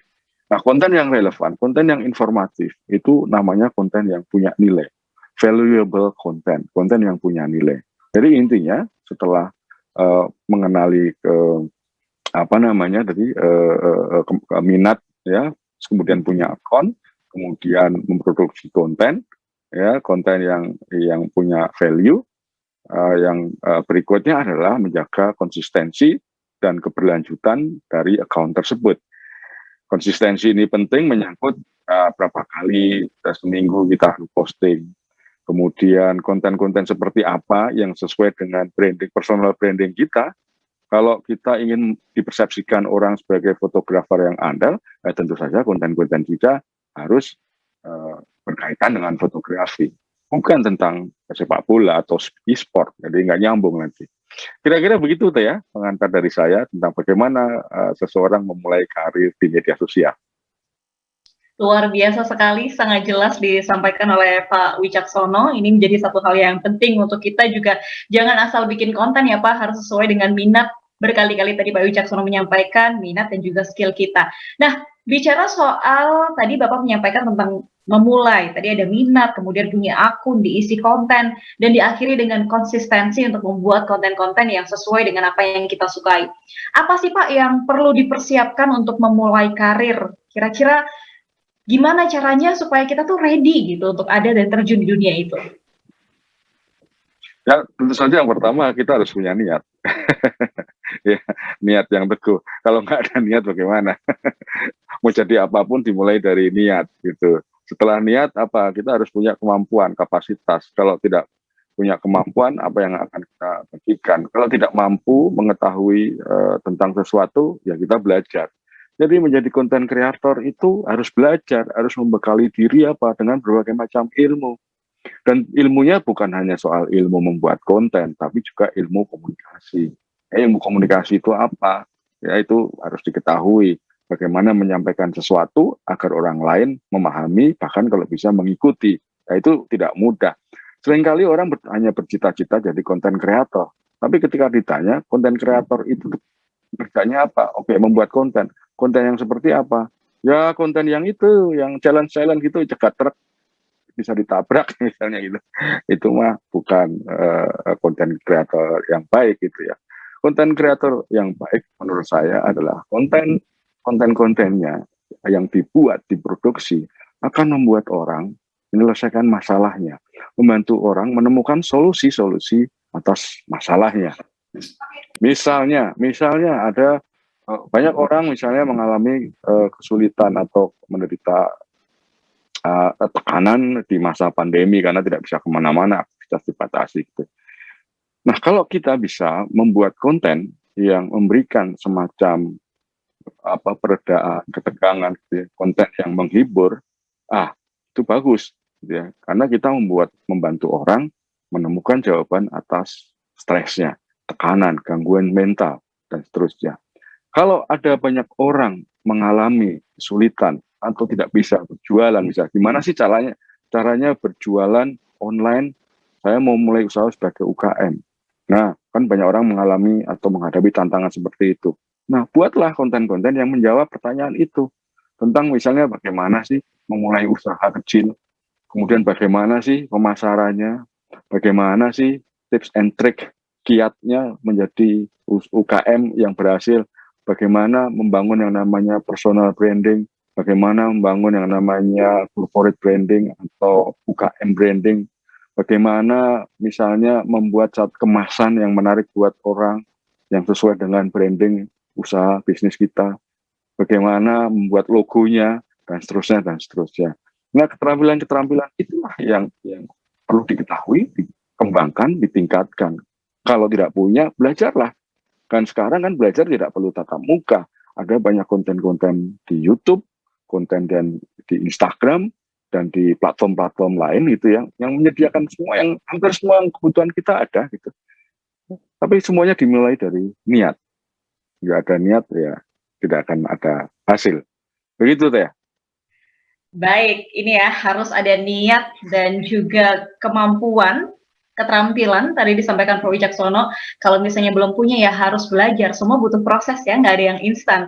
Kalau misalnya instan pun juga mie instan pun juga butuh proses gitu. Jadi jangan sampai meminta sesuatu yang instan langsung jadi. Nah, Pak Wicaksono, bicara soal ladang penghasilan, media sosial seringkali digunakan sebagai ladang penghasilan dan banyak sekali sekarang yang sudah memanfaatkan media sosial untuk tujuan itu. Apa sih Pak tips dan kemudian triknya agar bisa berkarir dan juga menghasilkan uang lewat media sosial? Banyak sebetulnya. Tapi yang utama lagi-lagi nih soal niat gitu ya. Kalau tidak punya niat mau berusaha, ya nggak akan jadi apa-apa. Kemudian disiplin. Kalau kita nggak disiplin, ya susah gitu. Kemudian tekun. Kalau kita nggak tekun, baru mulai 2 hari udah nyerah, selesailah gitu. Dan berikutnya sabar. Tidak ada usaha yang dimulai dalam 1 malam, ya. Di mana-mana usaha itu butuh proses, butuh perencanaan. Jatuh, bangun, itu biasa. Yang penting bangun lagi, bangun lagi. Nah, ini yang seringkali tidak dimiliki oleh orang yang mau coba-coba atau memulai bisnis apapun, kerja apapun, karir apapun. Ya, hanya tertarik di depannya aja. Ini kayaknya jadi ini hebat nih. Tapi begitu masuk, kok susah ya? Kok banyak tantangannya ya? Nah ya, padahal setiap ada tantangan, ya kita harus belajar bagaimana menghadapi tantangan tersebut. Kalau kita tidak punya kreativitas, tidak tahu cara mencari solusi yang bisa mengatasi itu, mandek, ya percuma. Nah, salah satu cara belajar yang baik itu kan bisa lewat daring, online begitu ya. Bisa juga bertanya pada ahlinya. Oleh sebab itu mencari jejaring, punya teman di banyak bisnis itu juga penting. Ya, kalau kuliah ya itu jangan hanya mendengarkan penjelasan dosen, tapi bergaulah dengan teman. Barangkali bisa tukar-menukar keterampilan, ya kan? Bahkan siapa tahu dari dosen-dosen kenalan dengan dosen-dosen itu bisa muncul potensi bisnis.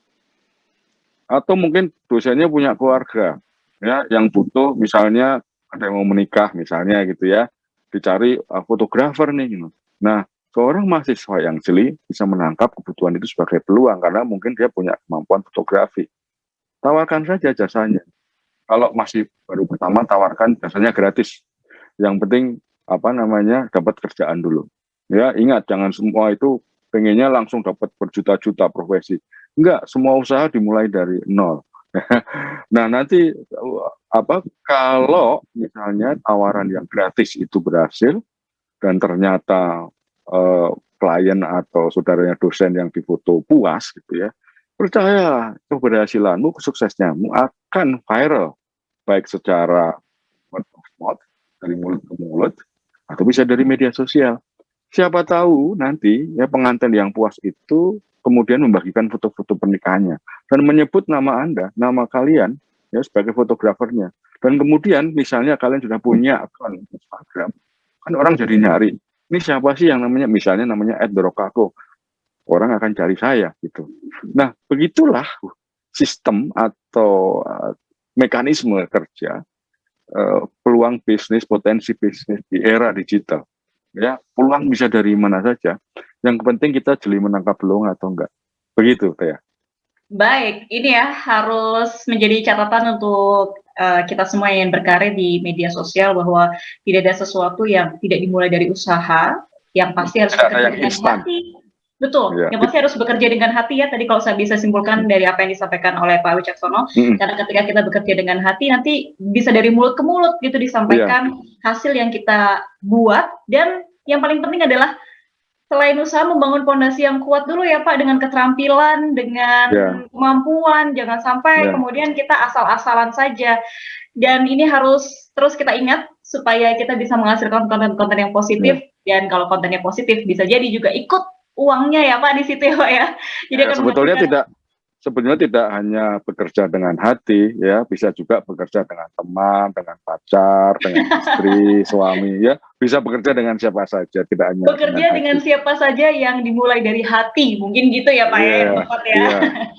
Baik, ini luar biasa sekali. Tadi kita sudah mendengar penyampaian dari Pak Yosua, Pak Nikolas, dan juga Pak Wicaksono. Menarik sekali pembicaraan kita pada siang hari ini. Dan semua penjara sudah menyampaikan pemaparannya. Kita akan masuk ke sesi Q&A. Kita sudah memiliki beberapa pertanyaan yang sudah kami pilih dan akan saya bacakan langsung. Ini pertanyaan pertama dari Zahara Nur Amalia Syahputri. Pertanyaannya ditujukan kepada Pak Nikolas. Pak Nikolas, izin bertanya, dengan makin banyaknya generasi Z yang berkeinginan untuk menjadi konten kreator dan influencer sebagai pekerjaan impian karena mudahnya monetisasi media dengan keuntungan yang jauh lebih besar dibandingkan bekerja mainstream seperti kerja kantoran, guru, dan bidang profesi keahlian lain, apakah ada kemungkinan, Pak, terjadinya kekurangan SDM di Indonesia dengan keahlian tertentu? Misalnya kemudian jadi akhirnya kekurangan tenaga pengajar, akuntan, atau mekanik. Bagaimana, Pak? Baik, terima kasih banyak atas pertanyaannya Mbak Tia. Tadi dari Zahra ya, Mbak ya? Zahara, betul Pak. Zahara. Dari Zahra, baik. Terima kasih banyak Mbak Tia, sudah dibacakan Pak. Sudah dibacakan Mbak. Ya, jadi pertanyaan bagus ya dari Zahara menurut saya. Nah, kalau dari perspektif saya sendiri ya, untuk Zahara dan Mbak Tia juga, dari perspektif saya sendiri, meskipun gitu ya, meskipun banyak gitu ya, atau jumlah Gen Z yang ingin jadi YouTuber atau content creator itu meningkat, menurut pandangan saya sendiri begitu ya, tidak mungkin kita kekurangan SDM di yang lain. Kenapa? Karena tadi seperti yang Pak Wicaksono sudah sampaikan gitu ya, kita selain kita harus punya niat gitu ya, kita harus punya passion juga. Ya, dan passion ini kita tidak bisa judge dari luar gitu. Artinya passion ini ya kita hanya bisa rasakan kita sendiri seperti itu.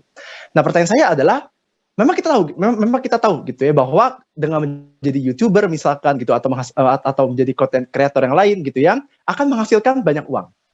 Ya kita banyak dapat laporan gitu ya, misalkan YouTuber A gitu ya, 1 bulan tuh bisa ratusan juta dapatnya dan sebagainya. Yang dimana penghasilan itu lebih tinggi gitu ya dibandingkan kalau kita bekerja secara konvensional di kantor atau yang lain seperti itu. Tapi gitu ya, kenapa ya dalam tanda kutip gitu ya, kenapa masih sedikit? Ya masih sedikit gitu ya orang Indonesia secara overall ya ingin menjadi YouTuber. Mungkin karena tadi, Mbak Tia, mungkin itu bukan passion dia. Seperti itu. Ya karena kan tadi gitu artinya untuk membuat konten gitu ya yang bagus harus kreatif. Ya kreatif gitu ya, lalu juga harus stabil gitu, artinya dia tidak boleh gitu ya untuk buat satu konten saja, tapi dia harus secara kontinu. Ya artinya hari ini saya buat konten ini, minggu depan saya buat konten lain dan sebagainya seperti itu. Nah jadi menurut saya pribadi, Mbak Tia ya, kita tidak akan kekurangan SDM. Ya meskipun jumlah Gen Z gitu ya, jumlah anak-anak muda yang ingin jadi YouTuber meningkat seperti itu. Itu pertama kenapa? Karena tadi Mbak Tia gitu, artinya adalah dari segi passion gitu ya, kita tidak bisa katakan meskipun meningkat, ya meskipun yang ingin jadi YouTuber meningkat, tapi kita tidak bisa katakan seluruh Gen Z ingin jadi YouTuber. Seperti itu ya. Jadi tadi kalau tidak salah ada pertanyaan juga, saya ada baca di Q&A sedikit gitu ya, terkait dengan ingin jadi pilot, ingin jadi dokter, sebagainya, itu pasti ada juga. Ya artinya adalah Gen Z yang ingin kerja kantoran mungkin ya, Gen Z yang ingin kerja jadi pilot itu pasti ada. Ya tidak semuanya ingin jadi YouTuber seperti itu. Ya jadi pertama dari saya seperti itu Mbak Tia ya, tidak akan menurut saya tidak akan mengurangi jumlah SDM di bidang lain di Indonesia ya untuk tahun-tahun berikutnya seperti itu. Nah kedua gitu ya, ketika kita ingin menjadi content creator tentu tadi harus diperhatikan Mbak Tia, ya, artinya originalitas dan juga tadi konsistensi seperti itu ya, artinya adalah kita harus buat gitu ya, buat konten gitu ya yang tadi yang orang suka dan positif bagi orang seperti itu. Meskipun gitu ya, meskipun secara garis besar gitu ya, secara umum kalau kita lihat di Indonesia terutama ya Mbak Tia, Pak Wicaksono dan Bapak Ibu sekalian gitu ya, banyak gitu ya, banyak konten-konten yang dalam tanda petik gitu ya, konten negatif. Ya entah menyindir gitu ya, entah saling sindir, saling hina atau sebagainya yang populer. Tapi kita bisa lihat, konten-konten yang seperti itu popularitasnya tidak long lasting.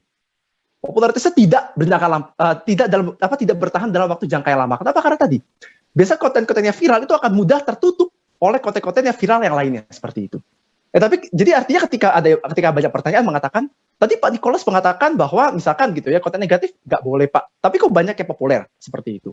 Itu hanya di istilahnya kalau misalkan di gunung es gitu ya, itu hanya di top tipnya saja gitu, hanya di puncak gunung es saja.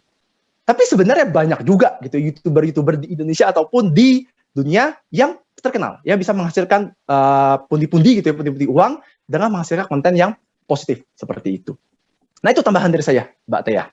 Baik, terima kasih Pak Nikolas untuk jawabannya. Semoga ini menjawab pertanyaan dari Zahara Nur Amalia Syahputri. Ini pertanyaan yang kedua ditujukan kepada Pak Wicaksono dari M. Riza Firdaus.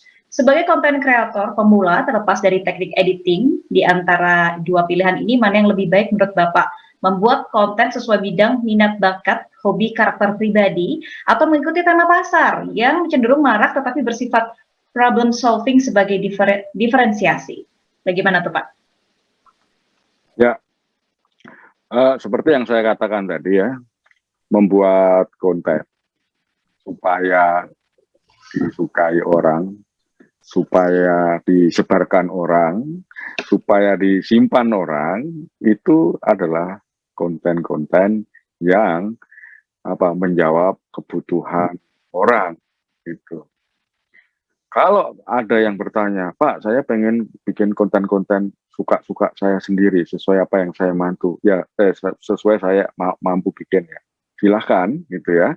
Tapi ya itu resikonya adalah konten tersebut tidak akan banyak disukai orang, tidak akan disimpan orang, tidak akan disebarkan orang, bahkan mungkin tidak akan viral.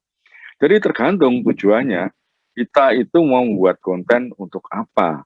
Kalau untuk senang-senang, untuk hobi, ya silahkan buat konten tanpa strategi, ya membuat konten ya sesuai apa yang kita mampu. Tapi kalau kita mau membuat konten ya untuk mencapai tujuan tertentu, misalnya mendapatkan penghasilan, ya tentu saja kita harus membuat konten sesuai strategi. Strateginya apa? Ya, ini konten nanti untuk siapa? Gitu, untuk kalangan target penonton orang tua, ibu-ibu, perempuan, remaja, cowok, atau siapa gitu. Kemudian kalau sudah ditemukan atau menentukan targetnya gitu ya, apa sih kebutuhan masing-masing target kelompok itu? Ya, kadang-kadang apa yang disukai oleh satu kelompok usia atau satu kelompok target konsumen tertentu gitu kan tidak disukai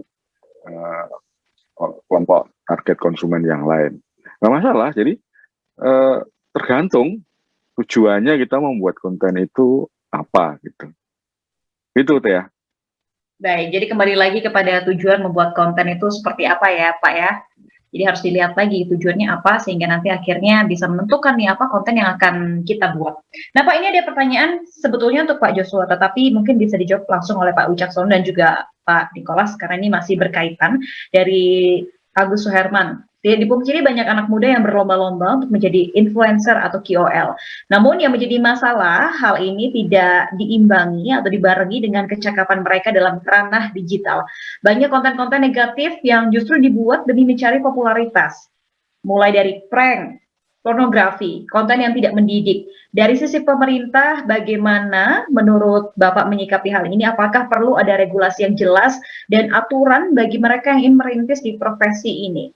Pak Wicaksono mungkin bisa menjawab ya Pak, bagaimana regulasi ini atau payung hukum menjadi sangat penting untuk segera dibuat sehingga nantinya ini bisa menjadi pagar bagi orang-orang yang berkarir di media sosial.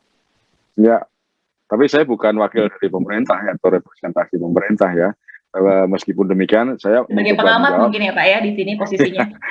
Ya, saya mencoba memberi pedoman sebetulnya. Jadi begini teman-teman ya.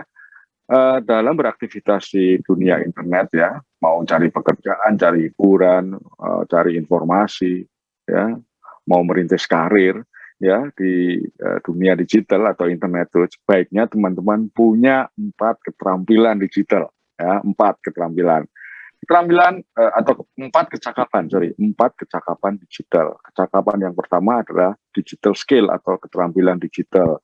Ini apa maksudnya? Jadi teman-teman harus punya keterampilan misalnya mengenali apa sih yang namanya media sosial, ya, apa itu Twitter, apa itu Instagram, apa itu YouTube harus dikenali. Kenali juga misalnya apa itu aplikasi percakapan, ya, misal apa bedanya WhatsApp, apa bedanya Facebook Messenger, apa bedanya Instagram Messenger dan seterusnya. Apa bedanya dompet digital, ya, atau sistem pembayaran elektronik. Jadi teman-teman juga perlu mengetahui itu, ya. Itu yang disebut sebagai keterampilan digital. Mengenali juga cara kerja mesin pencari atau search engine dan seterusnya. Nah, setelah punya keterampilan, ya, di internet kalau teman-teman beraktivitas, ya, baik membuat konten, membuat komentar gitu ya, teman-teman harus memperhatikan apa atau harus punya apa etika digital atau digital ethic. Yang kedua, apa ini digital ethic? Jadi adalah pedoman perilaku yang mengutamakan atau menghargai orang lain. Karena apa? Karena di dunia digital itu kita tidak hidup sendirian, ada orang lain yang bisa tersinggung, bisa marah gara-gara konten kita. Jadi teman-teman harus punya pedoman etika. Samalah dengan kehidupan sehari-hari kan kita harus punya etika juga gitu ya. Di rumah, di sekolah, di tempat kuliah, di tempat kerja, di jalanan itu kita harus punya etika. Yang ketiga apa? Di internet kita juga harus punya keterampilan keamanan digital atau digital safety. Kenapa? Karena segala macam aktivitas kita di dunia digital itu punya kerawanan atau berpotensi ada pelanggaran keamanan. Misalnya apa yang paling sederhana, kalau password kita diketahui oleh orang lain gitu ya, password atau kata sandi media sosial, kemungkinannya akun kita bisa diambil oleh orang lain gitu ya. Kemudian data pribadi lain misalnya, itu juga perlu diamankan, dilindungi. Data pribadi misalnya apa? PIN atau personal identification number, ya, nomor kartu kredit yang untuk transaksi di Lokapasar kalau kita mau beli sesuatu. Kemudian OTP-nya, one time password, itu kan nggak boleh kita kasih sembarangan orang, itu bisa dipakai gitu. Juga kata sandi lain dari misalnya lembaga keuangan seperti bank. Ya, ini berbahaya sekali. Ini adalah data pribadi yang harus dilindungi ketika kita beraktivitas di dunia digital atau di internet.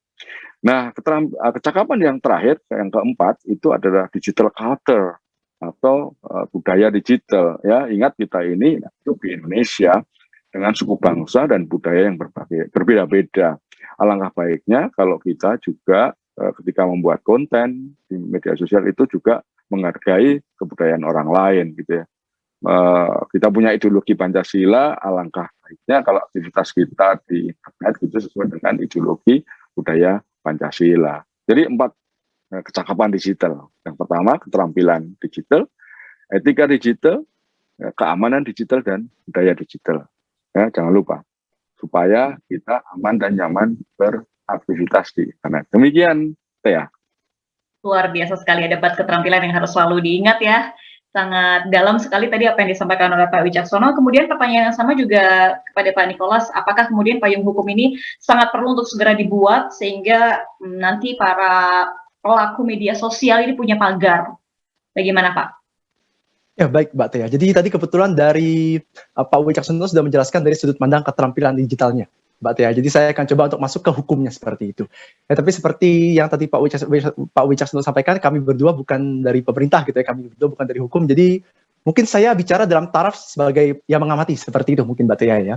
Nah jadi begini Mbak Tia, itu pertanyaan bagus sekali Mbak Tia ya. Jadi menurut saya penting sekali. Ya pertama penting sekali, gitu ya, penting sekali untuk pemerintah gitu, terutama di Indonesia, membuat pagar hukum gitu, atau membuat undang-undang khusus gitu ya, membuat payung hukum guna bukan hanya melindungi para kreator ini gitu ya, tapi juga untuk memastikan bahwa memang konten-konten yang dibuat itu positif, Mbak Tia. Kenapa? Karena kalau sekarang ini yang saya lihat Mbak Tia ya, itu kan memang kita sudah ada undang-undang ITE. Ya sudah ada undang-undang ITE seperti itu.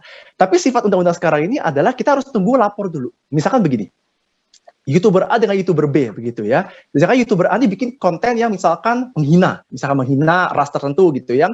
Nah nanti ada masyarakat yang tidak setuju, masyarakat akan melapor. Nah hukumnya berjalan seperti itu.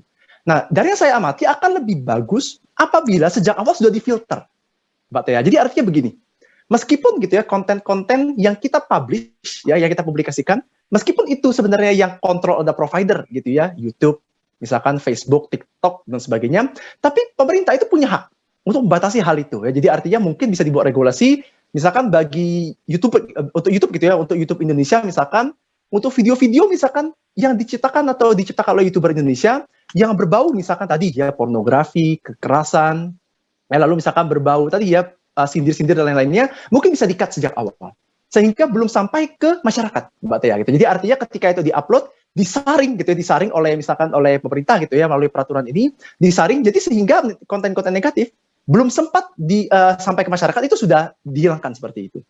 Kenapa? Karena sekarang ini yang kita lihat Mbak Tia ya, seperti tadi Pak Wicaksono juga sudah jelaskan, sekarang ini banyak sekali gitu konten-konten negatif gitu ya yang dibuat hanya karena modal viral saja. Artinya saya ingin nih agar viral. Seperti itu ya, saya ingin agar viral. Bagaimana caranya? Buatlah konten-konten yang bikin sensasi. Ya, atau konten-konten ya oke lah, nggak apa-apa, saya tahu ini negatif, tapi nggak apa-apa, ya penting orang nonton seperti itu. Nah, ketika tidak ada payung hukum yang legal gitu ya, untuk membatasi atau mempagari hal itu, maka akan semakin banyak masyarakat yang mengikuti. Gitu. Kenapa? Karena sekarang ini tadi seperti yang Mbak Tia juga sudah jelaskan, tadi viral itu artinya adalah bahwa orang sekarang berpikir, oh video ini viral nih, bikin ikut-ikutan deh, saya mau bikin video yang sama juga, seperti itu. Nah, jadi kalau itu negatif, maka akan semakin banyak yang ikut seperti itu, Mbak Tia. Nah, itu pertama dari saya. Terakhir dari saya adalah untuk menutup, tadi saya setuju dengan yang disampaikan oleh Pak Wicaksono terkait dengan etika digital, Mbak Tia.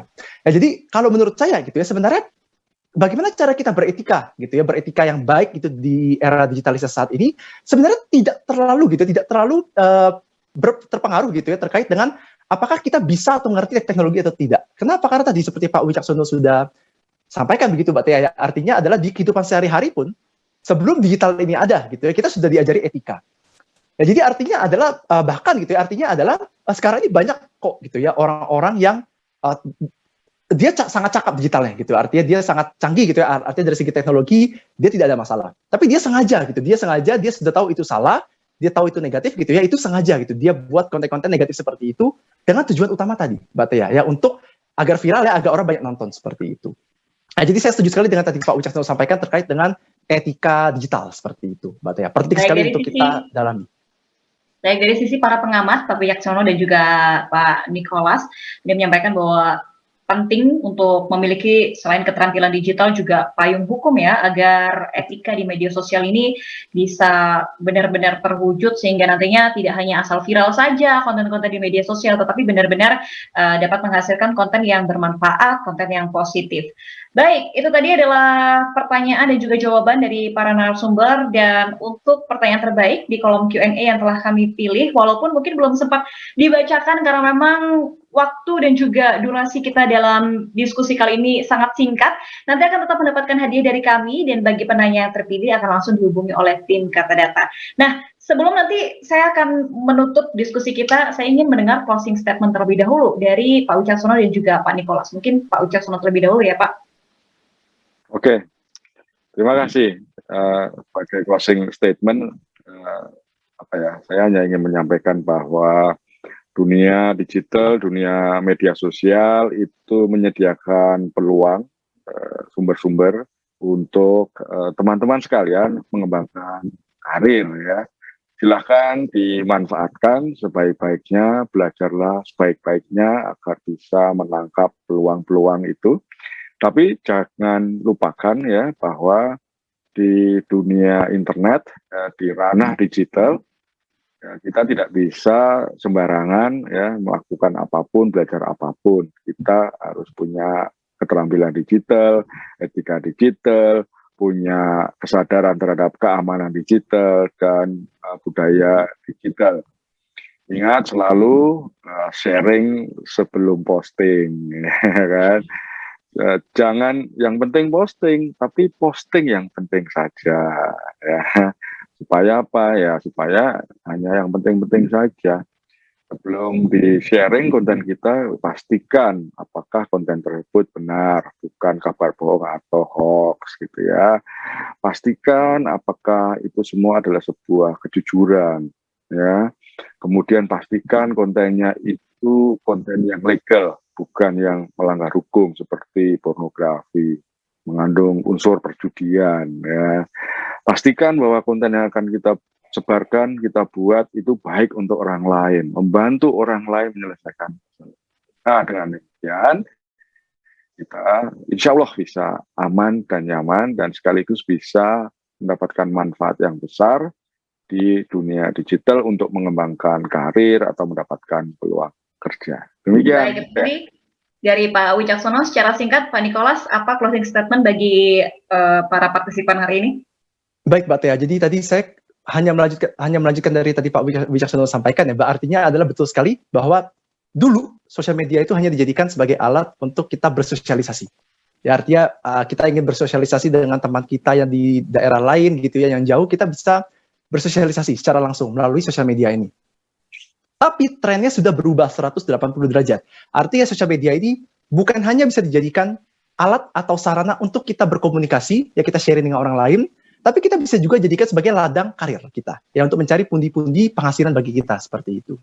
Nah, bagi teman-teman sekalian yang ingin memfokuskan diri gitu ya, atau ingin serius gitu ya untuk menekuni bidang content creator ini, saya Pak Wicaksono ya, Mbak Tia dan teman-teman lain juga pasti mendukung seperti itu, karena memang arahnya untuk ke ekonomi digital akan ke situ.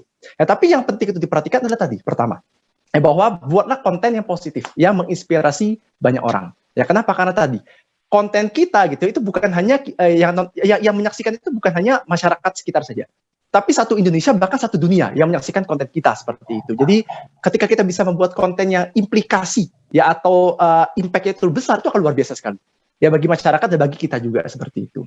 Yang kedua tadi artinya adalah tadi seperti yang Pak Wicaksono sudah sampaikan, thinking before sharing ya, atau thinking before posting ya. Jadi jangan posting dulu. Kenapa? Karena tadi gitu, saya setuju sekali. Kenapa? Karena tadi gitu ya, kita lihat eranya saat ini gitu ya, ketika kita posting itu sharingnya cepat sekali gitu. Artinya adalah ketika kita posting satu video gitu ya, atau satu konten gitu ya, itu akan cepat sekali merajalela gitu. Artinya adalah masyarakat itu akan dengan cepat menyebarkan konten-konten yang kita miliki. Jadi bayangkan gitu ya, bayangkan apabila konten yang kita buat itu negatif, lalu diviralkan oleh masyarakat dan satu Indonesia tahu konten negatif kita. Ya, itu tentu akan berpengaruh juga ke masyarakat dan berpengaruh juga ke karir kita sendiri, seperti itu. Dari saya seperti itu, Mbak Tia, closing statement dari saya. Baik, terima kasih banyak Pak Wicaksono dan juga Pak Nikolas. Sungguh luar biasa sekali perbincangan kita pada hari ini, dan harapannya adalah apa yang kita sampaikan hari ini, apa yang disampaikan oleh para narasumber ini sangat bermanfaat untuk para partisipan yang hadir. Kalau saya bisa memberikan kesimpulan singkat, tadi hal yang disampaikan oleh Pak Wicaksono adalah untuk memulai karir di media sosial ini dibutuhkan untuk minat, dibutuhkan konten-konten yang kemudian sesuai dengan minat kita, kemudian memiliki akun, diisi dengan konten yang relevan, informatif, memiliki value, dan yang terakhir, selalu konsisten untuk membuat konten-konten yang positif, sehingga nantinya akan bermanfaat konten-konten yang kita miliki. Dan dari Pak Nikolas tadi menyampaikan hal yang bisa saya highlight adalah, jangan membuat konten yang kontroversial, kemudian juga harus membuat konten yang orisinil, relevan, dan sama yang disampaikan oleh Pak Wicaksono adalah konsisten. Jadi harus konsisten untuk membuat konten-konten yang positif. Terima kasih untuk para narasumber siang hari ini, luar biasa sekali sudah boleh hadir di ruang diskusi kita dan memberikan banyak sekali wawasan yang baru untuk kita semua, sehingga nantinya kita semua juga siap untuk bisa berkarir secara serius, berkarir dengan hati, berkarir dengan usaha yang keras, supaya nantinya nggak cuma bikin konten yang asal-asalan, tetapi konten yang memang benar-benar informatif dan punya value.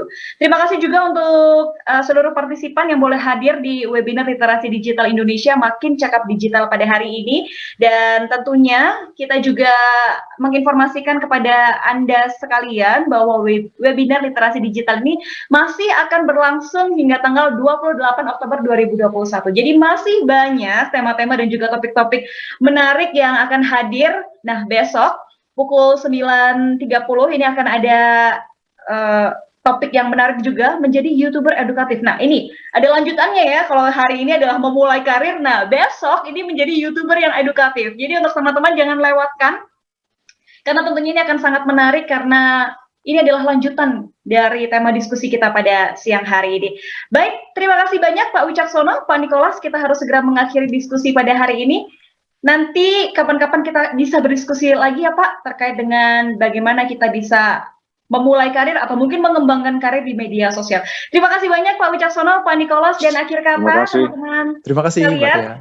Saya Dorothea Ayu pamit undur diri dari hadapan Anda. Wassalamualaikum warahmatullahi wabarakatuh. Waalaikumsalam. Sampai jumpa. Waalaikumsalam.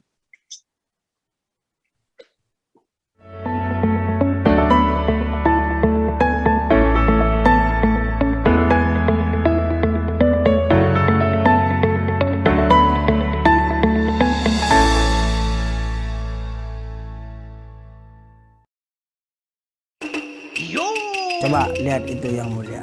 Ah, Jadi dia datang ke kafe, cari wifi gratis untuk belanja online. Harusnya kamu nggak boleh mengakses wifi publik, bisa-bisa data-data pribadi sama saldomu diretas. Jangan sampai gara-gara pengen dapat wifi gratis malah berujung miris. Jadi tetap waspada biar nggak kebocoran data.